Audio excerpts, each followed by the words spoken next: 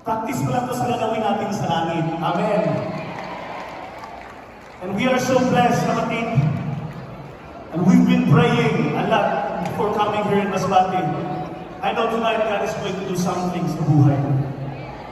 But before we continue, alam ko, halos tayo lahat, gusto na ng panahonog sa mga pandaig. Amen? Before na ng panahonog, minsan lang may mabot din sa Masbate. Sorry, i-mix-mix lang ako, gamay, okay lang. Kasi medyo nahirapan talaga ako sa kalisod eh. But praise God, praise God. All the Lord belongs to the Lord. May isang kaming request before tayo magpatuloy na tayo. Okay lang makapapicture lang sa itong lahat. Salamat po sa lahat na nag-follow sa amin, na pag-follow sa worship, hindi na sa amin, pag-follow nyo sa ministry, the kingdom of the Lord. We're almost 1 million followers, praise the Lord. To God be all the glory. Alam niyo ba, the more we have followers, the more natin ma-reach ang world. Amen?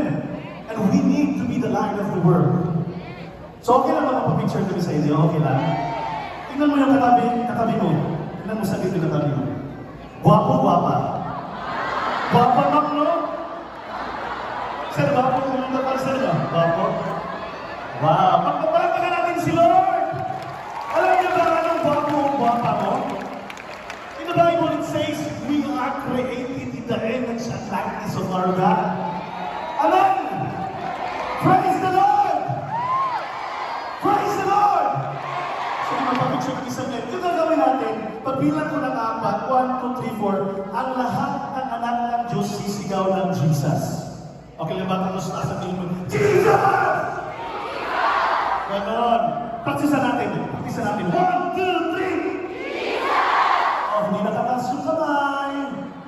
Dapat nakataas pa na kayo ng Jesus! Yan! Dapat proud tayo kasi anak tayo ng buhay ng Diyos. Amen! Ang saya niyo kasama kapatid. I'm so excited of what will happen in heaven someday. Excited ba kayo pumunta na langit? Wow! Sige, picture tayo kapatid ha. Tapos, pag sigaw mo ng Jesus, tingnan mo yung katabi mo. Kasi pag hindi siya sisigaw ng Jesus, alam mo sino siya anak. Klaro na klaro? Dapat proud tayo, amen? Proud na si Jesus dun sa cross eh. Amen? O, are you ready? Sabi mo na kapatid mo, bigay mo yung pinaka-best smile para kayo. Sige.